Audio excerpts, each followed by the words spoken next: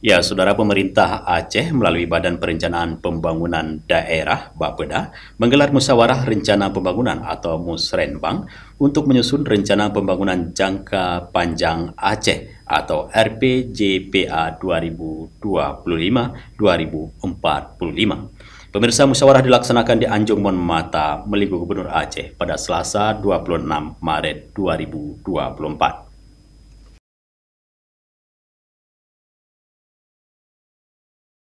Dalam amanahnya pada Musrenbang untuk menyusun RPJPA 2025-2045, PJ Gubernur Aceh Bustami Hamzah menyampaikan pembangunan Aceh selama 20 tahun terakhir menghasilkan berbagai kemajuan positif.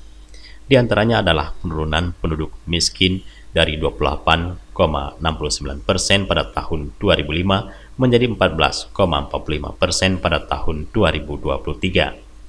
Kemudian ekonomi Aceh juga tumbuh dari minus 10,12% pada 2005 menjadi 4,63% pada 2003.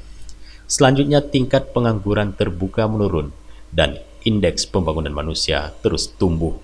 Menurut Bustami, hal ini selaras dengan visi pembangunan nasional tahun 2045, yaitu negara Nusantara berdaulat, maju, dan berkelanjutan. Maka visi pembangunan jangka panjang Aceh pada tahun 2045 adalah Aceh maju, sejahtera, berotonomi khusus, islami, dan berkelanjutan.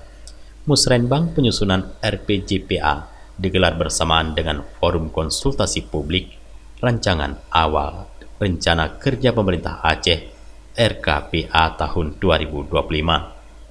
Musrenbang diikuti 435 peserta dari unsur kementerian dan lembaga pemerintah pusat, Forkopimda Aceh, DPR Aceh, Bupati Wali Kota se-Aceh, Kepala Bapeda se-Aceh, akademisi, badan usaha, media, LSM, dan tokoh masyarakat.